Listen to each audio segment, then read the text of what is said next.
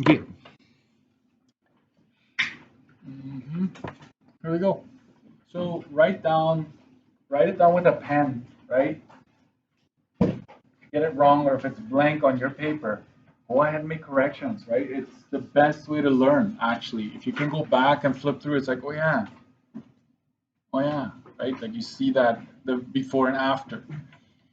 So don't just write, don't cross yours off necessarily, just write down the correct answer. So here we have odds. We're asked to state the odds in favor of what? Of green. So we know when it's odds, obviously we need this, right? And the event, so in favor of green, that means green goes here, and therefore not green will go on the other side. So you go to the spinner, and we have two sections that are green. How many in total, by the way? 8 total, right? That's right. I always like to have the total there. 8 total sections. 2 of them are green, therefore 8 minus 2, right? 2 to 6. These are the odds of you landing on green. So out of 8 times, 2 will land on green, 6 times it probably won't. So that's what odds do. Next, odds against. Yeah. Oh, that's a good question. Thank you for stopping me. Today is all or nothing. So it has to look exactly like this, or so it's either 1 or 0. Even if you have the 2 right, I need the 6 on the other side. 1 to, did you reduce it 1 to 3? That's fine as well. Reduce is fine. Okay. But today, yeah, it has to be 2 to 6. If you have 2 to 8, it's technically wrong, right? Like it's not acceptable. So we go -1. Thank you for asking. And just be honest today. Just, it is what it is. We're learning. Okay? We're on this journey together. State the odds against the spinner landing on red. So against red means that you're going to put not red and then red like that. Please don't, I would say write down what you're going to do before you put numbers down. So I tend to focus on it happening first. So there are 3 red sections. Therefore, I'm going to go to the other side, take 8 and subtract the 3 reds from it. So it's 5 to 3 like that. These are the odds against red. Next, the probability of Mr. D going fishing on any given weekend is 13 out of 52. I don't know, there's 52 weeks in a year. 13 out of 52 years. Anyways, so, right, you got to look at it this way. Out of 52 weeks, right, 13 times I'm going fishing, right? State the odds in favor of going fishing. So you want fishing, not fishing, like that. So the 13 represents the times that it is happening. And on the other side, it'd be 52, which is this total, right? Minus 13. So that's 13 to 39. Like that. Or 1 to 3, if you notice that you can reduce it, 1 to 3. Maybe I'll take the time to just show you. Most calculators have that feature these days. If you want to reduce this one, write it as a fraction like this. 13, that is my fraction button right here, this one. You may have a little, like a corner button, like this button. You might have one of these. But if you go 13 and then 39 like this, I think it reduces it for me. Let's see, equals, there we go. So some calculators have this. So it's 1 over 3, 1, 2, 3. So if you wanted to reduce that, you could do it easily. I would say don't do it unless I ask for it. Because if you do it wrong, then you lose marks. So just leave it like that, and that's what I'm looking for.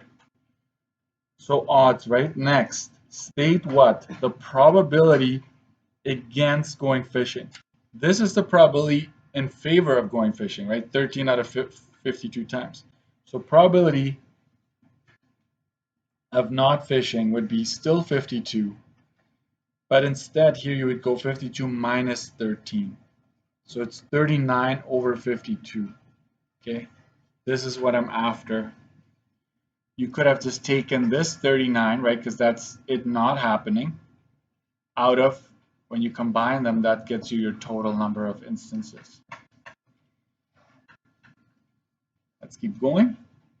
The odds of an athlete, so odds of, that means odds in favor of an athlete winning a medal, is 1 to 5. That means that you get a medal one time and you do not get a medal 5 times, right? So you should realize out of 6 times, 1 time you will, 5 times you won't. That's what this is saying here. State the probability of winning a medal. So probability of medal, add them up. So it's 1 plus 5, right? 6 total instances, and only 1 time will you actually get one. So it's 1 out of 6 is what I'm looking for there. State the odds, we're back to this, against winning a medal. So that means that you don't want a medal first and then medal second. So we take this one and just flip it. So this is 5 to 1, like that.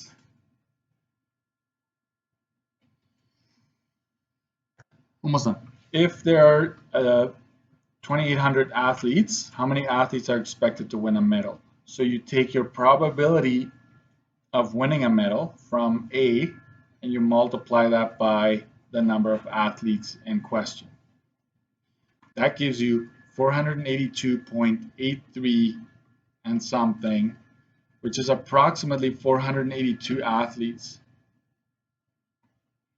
You're making a prediction here. I don't know if you want to write that down for yourselves. Prediction. Probability of winning times that. What's that? Rounded it to 483. That's fine. Okay. As long as you don't, if you leave it as a decimal, I have to take half a mark off. I know. But there's something called continuous data. You remember that? Continuous and discrete. Am I talking gibberish right now? Continuous, anything you can measure, including money, you can put decimals on there. So temperature, distances, mass, volume, you name it. But if it's like items, like number of cans, number of, right, in this case, athletes, you need to round to the nearest whole number. You can go up or down. It doesn't have, but they want you to round to a whole number. Anyways, Mr. Jackson, you had me at nap. You lost me at nap, all right? So the odds against twins, right, a pregnancy resulting in twins is 250 to 1.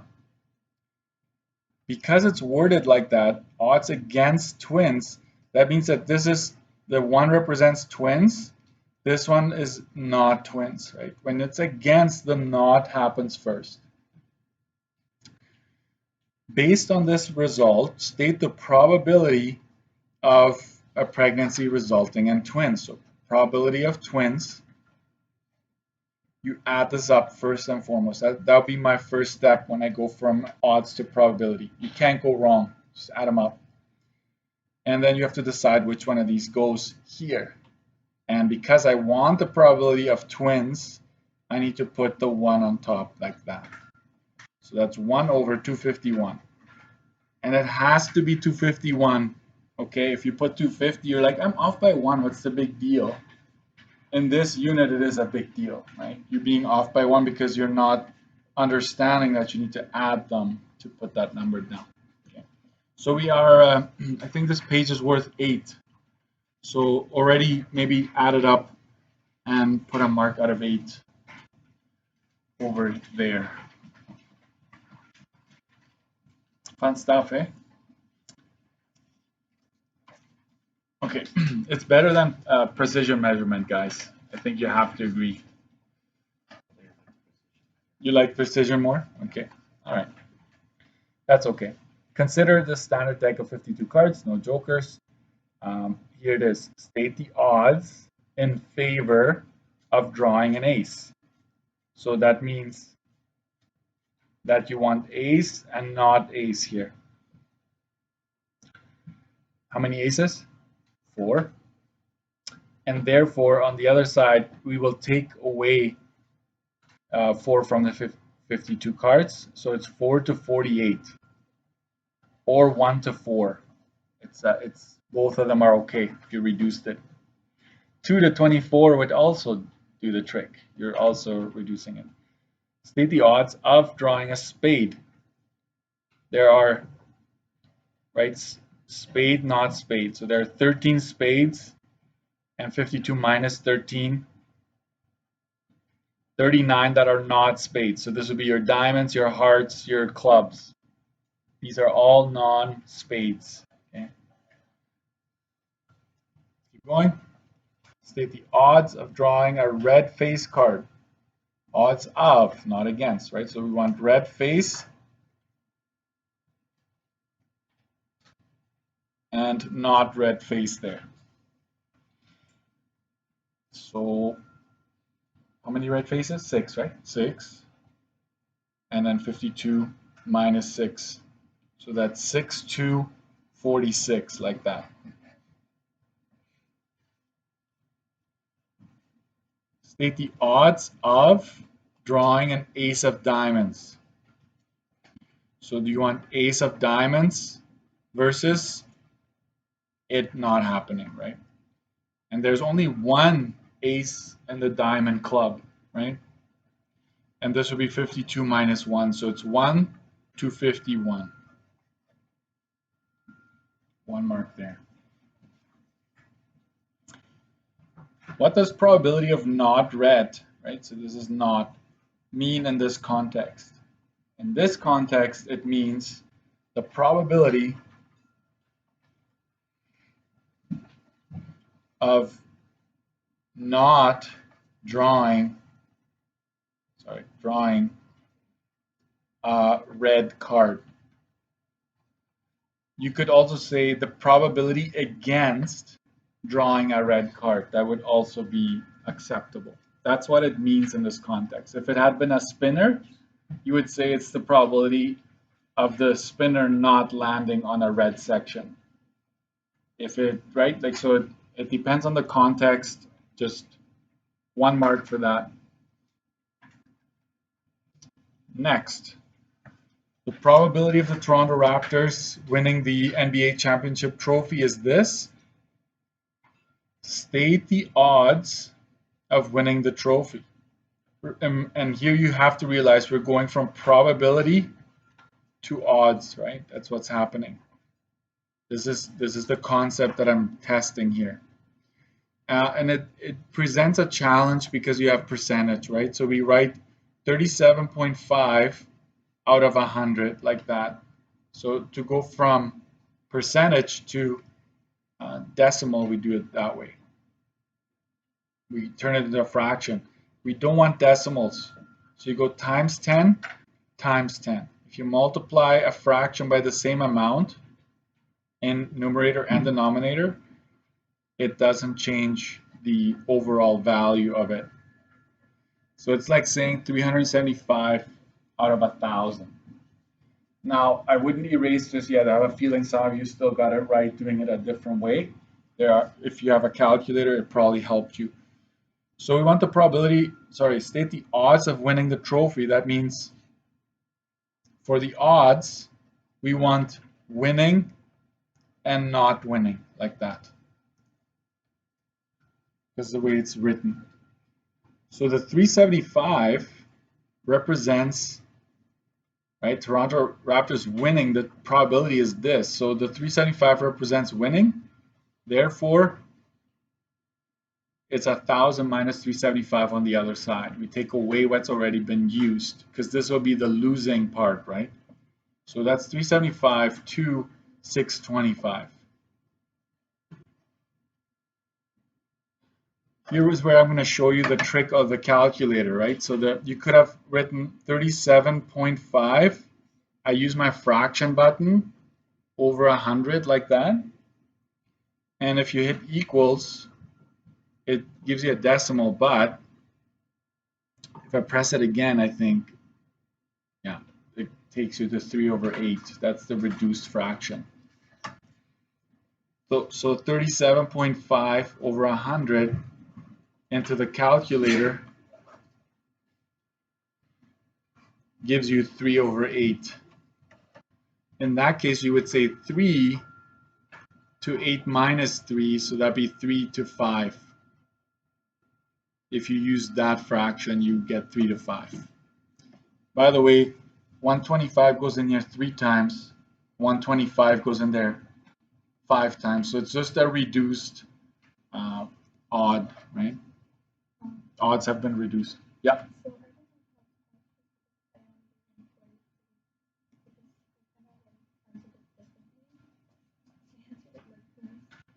That's fine.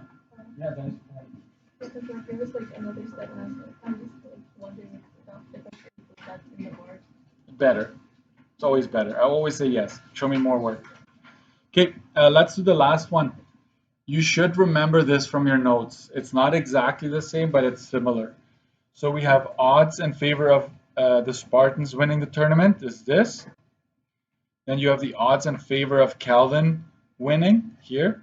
And Daniel Mack is already a probability. So if you want to know which event is more likely to happen or which team has the best chance, find the probability of all of the events. So Sisler, it would be, if you think about it, the probability of winning would be we take the 11 and the 17 to get our denominator, and because it's saying it's the odds in favor, we know that the first number represents our wins. So it'll be 11 over 28.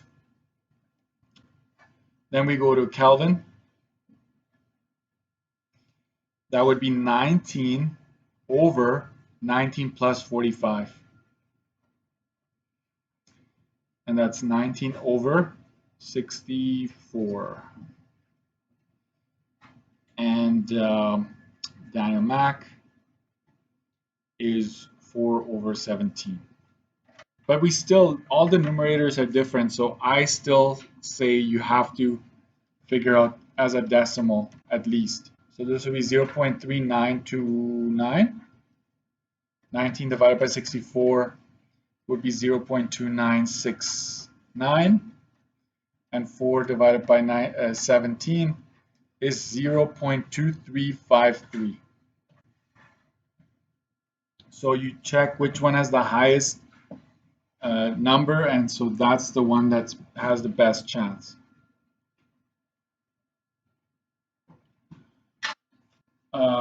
If you got, this is what tends to happen. Some of you might have forgotten to add the two numbers.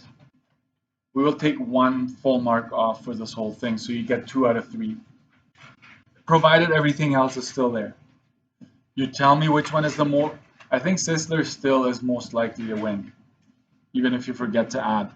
But it doesn't matter. You should pick the one that's right. So let's say for whatever reason you make a mistake and Calvin has the higher number, you should be picking Calvin. Right? You should not be picking a different number because then you lose another mark. So you have to be consistent. Just go with your mistake almost. You just go with it. Okay. Okay. The back side is worth 10. 10, 10, 10. So add it up out of 10, right? And 8 in the front page. Just make it quick because I'm going to start right away. So 10 and 8 is 18. So that's my key. And grab your booklets and go to 49.